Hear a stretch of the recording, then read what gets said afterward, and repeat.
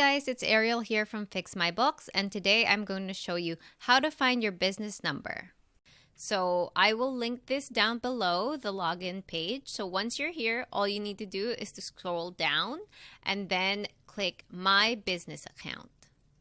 And then once you're here, just choose how you want to sign in. If it's through a sign-in partner or directly with the CRA sign-in, I'm going to choose this because this is how I sign in.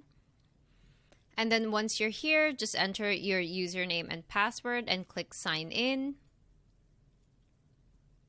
And then click next.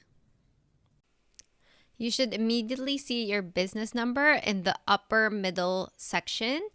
Once you sign in, you'll see it right there.